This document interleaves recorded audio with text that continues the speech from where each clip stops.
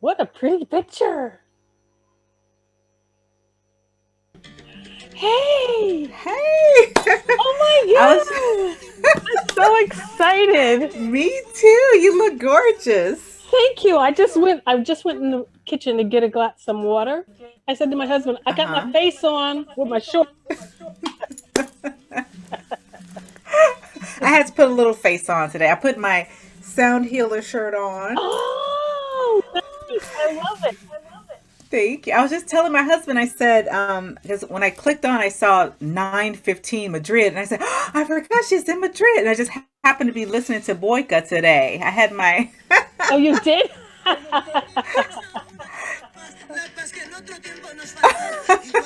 don't know if you can hear it.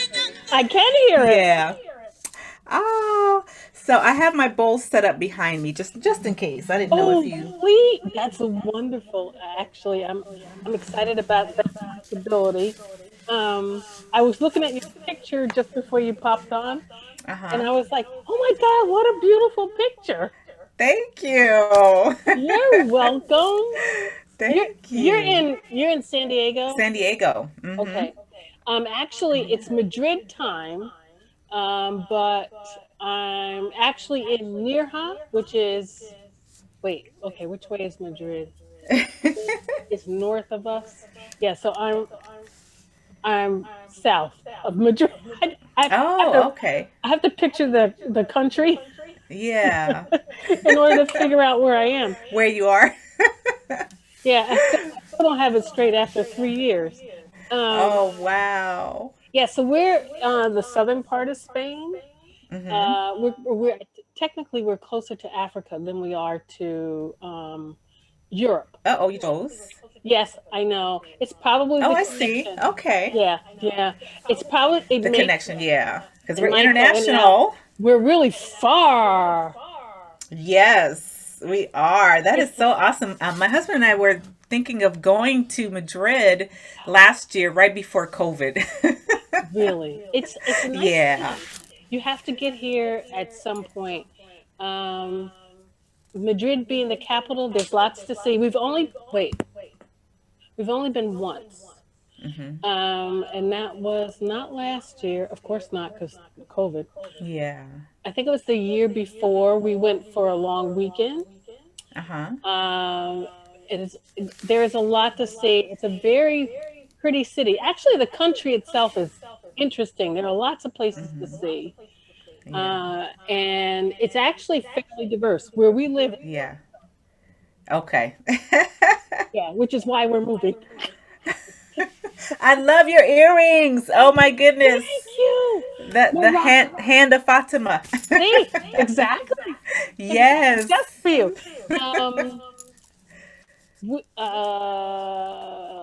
the last 2 years ago, almost 2 years Oh. ago, I've been dying to go to the continent. Mm-hmm. It wasn't where I want to go, but it was Mm-hmm. North Africa. We went to Marrakesh. We're very close Okay. to. I mean, you can take a ferry. The Uh-huh. plane ride is really, Wow. yeah, it's very close Okay. to North Yeah. Africa, sort of Casablanca, Yeah. that kind of thing. So we went to Marrakesh, and this was the last day, and I spotted Oh, these earrings. nice. I Oh, know. nice. So I could say that I hit the continent. You know what I mean? My foot, Yeah. Yeah. Yeah. Exactly. but I need to get to Nigeria. That's where my peoples are. Yes. Right? Yeah. Same here. Nigeria and Cameroon. Yeah. See? Yeah. Yeah. So This is so exciting. I know. You know what? And we will eventually get to San Diego again. Our son used to live Mhm. there. I guess now it's going on. This might be going on the third year. He moved there from Atlanta with his family, and then he got a job up in San Jose area. Mhm. But the kids started school in San Diego. I love San Diego. Oh, yeah. Yeah. I love it there. So Oh, we have nice. nieces that are there, grandnieces and great nieces. I don't know which is which, but yeah, we have both that are Okay. there. Yeah. Yeah.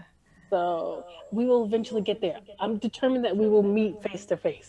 Yes, we will. Either in San Diego or somewhere in Spain. You're welcome anytime. I keep telling people, I said, I don't invite everybody. But honestly, it would be wonderful. We love the opportunity to show people. I mean, we're old Hmm. folks moved our butts over to another country. Yeah, yeah. That's exciting. That's a whole nother YouTube Yeah, series. Yeah, for sure. So tell yeah. me a little bit. Oh, first, maybe I should tell people. I think I started following you.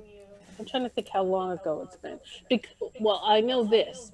I was attracted to the fact that you were a black woman doing sound. Hmm. And I know of, personally know of one other, and she's in New York. And we've known each other for a while. We connected through the asana practice first. Hmm. And she started doing sound. So, I would follow the hashtags Uh-huh. and your glorious smile. You're just so Oh. alive and bright.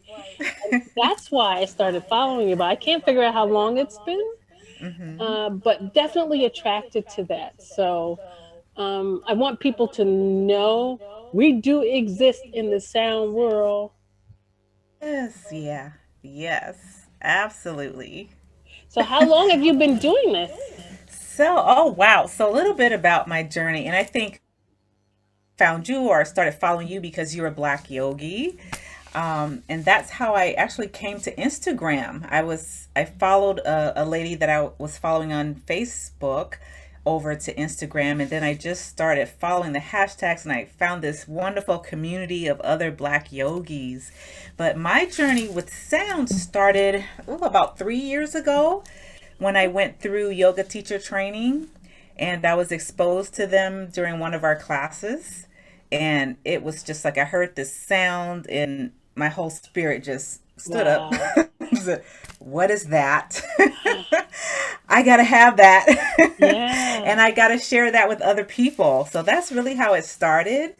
I My husband and I had gone to a couple of weddings in Arizona, and there was this little crystal shop. We stopped in Sedona because I always wanted to visit Sedona. And there was this little crystal shop, and I saw this root chakra bowl. Actually, it was on the clearance No shelf, kidding. and I just kept playing it over and over. And the sales lady said, "That bowl is calling you. You need to get it." So I got it. That was my first bowl, and it was perfect because it's the root chakra bowl. So just kind of starting with that first chakra and everything, and I played that, and some of my friends started inviting me to play it during shavasana after Mhm. yoga classes, and over time, one bowl turned into a full set. And it was just a progression, It's like, oh, I'll get one more bowl. And then around the holidays, my husband gifted me a couple. And that's the story. The rest is history, I guess. So I started on Instagram. I think I made one video of myself playing my one bowl, Mhm. and people really liked it. And so I started making more videos, and then I was curious, where are the other black sound healers out there? Where are the other black sound practitioners or people who play crystal singing bowls, Tibetan singing bowls, what have Mhm. you? And I found one person, Jennifer of Bloom Holistics, and she and I, we would play together. Then I found another lady, Gabriella.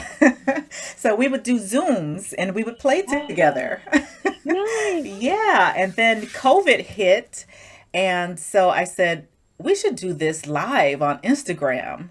And so Jennifer was the first person. We did this whole thing where we talked about our sound healing journeys, and then we played together, and then that became Sound Bath Play Date. Nice. Yeah, so then I was on this quest to find as many black sound healers as I could and invite them on the platform. So that's how that got started. That's wonderful because I've listened to a number, and by the way, I'll let people know you do have that YouTube channel. Yes. And I'll make sure that I'll add it in the written up description. Hmm. so that people can follow as well as follow you on Instagram. Um, I don't know if a lot of people know exactly what sound healing is. So why don't you tell us from I your you're perspective what absolutely it is? right. Oh, so basically, sound healing is based on the premise that everything has energy and everything vibrates, right? And so we can use that vibration as a way to tap into our divine, to tap into our life force, and to tap into our bodies on a cellular level to heal ourselves, putting our bodies in that deep state of relaxation. And every culture has some form of sound healing or sound therapy. I know for us indigenous people, it's the drum, Mm-hmm. that connection to heartbeat, it's chanting, it's singing, it's humming, it's clapping. Mm-hmm. All of those things that just make us feel better and put us in this state where we can just have a better sense of calm and peace and wellness. And so there, I use crystal singing bowls. The bowls that I use, I just showed you my root chakra. I have the 7 crystal bowl set, and each one is attuned to the 7 major chakras in the energy healing system. Mm-hmm.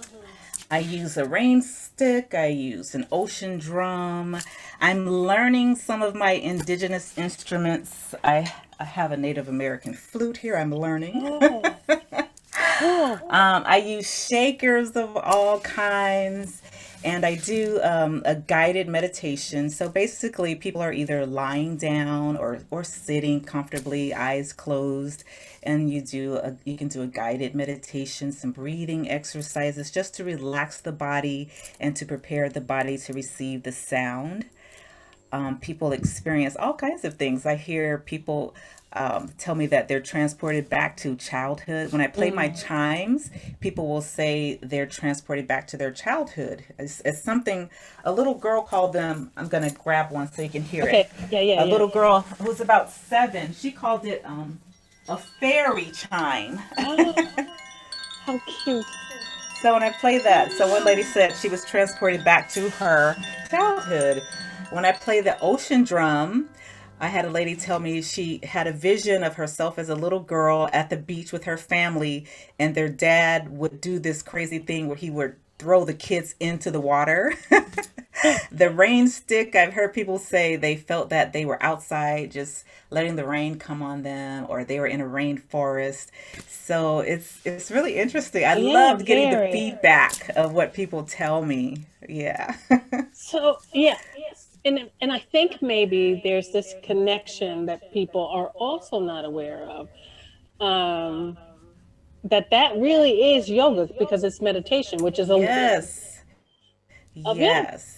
And so my whole thing is we need to expose us in particular to the full range of what yoga is and what it has to offer in supporting us and guiding us and feeding us. It's just to me so important. I absolutely agree because a lot of people, especially our people, they associate yoga with just the exercise yoga, the physical yoga.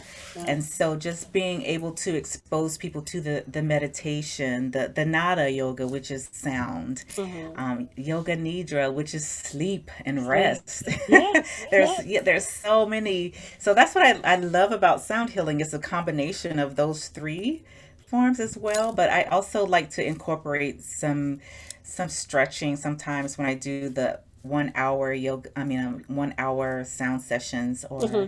or events like that. And when with COVID, I was actually able to expose a lot of people to sound healing who otherwise wouldn't have been able to be exposed to it because of the virtual technology That's that's true. available. That's true. Yeah. So I started a Sunday's self care Sunday sound bath meditation. It's free and donation based, and I advertise on Eventbrite and Instagram and Facebook, and so I've gotten people who come on who are curious. Yeah, yeah, yeah. Yeah, and they end up loving it, and they say, "Oh my gosh, I never knew anything like this existed." Oh, I that's have good. had some people. There are some people who I had one lady tell me she doesn't believe in crystals. That whole thing, right? Yeah. So yeah, yeah. So it is a part of educating people and letting them know that it's available. It's another form of yoga that is available. Hmm. And you started your yoga practice via the asana practice? Yes. Yeah, I used to be a runner, just recreationally, and I messed up my knees pretty bad. And my boss was telling me you should try yoga. So I was invited with a friend by a friend to attend a yoga class. I think we had it was one of those studios where you get a week free type of deal. So I did that. I ended up joining. I was hooked, and she never went back. But she introduced me to it, and I got hooked, and so that's how I became involved in yoga. And It you went was to just teacher training, you said. yes, yeah. Then eventually, I probably was practicing about 3 years before I decided to do teacher training, and I Mm-hmm. wasn't even planning on teaching. I just did it Mm-hmm. to to learn more about the philosophy of yoga and just to get better at my personal practice. Mm-hmm. But I have ended up teaching a little bit.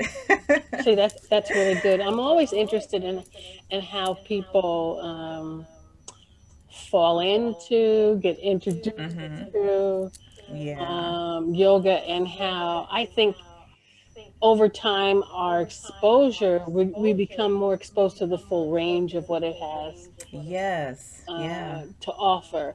I think now it's probably been, I'm looking at my little teeny, I got a little teeny Tibetan bowl that my son gave me for Christmas probably 7 years ago.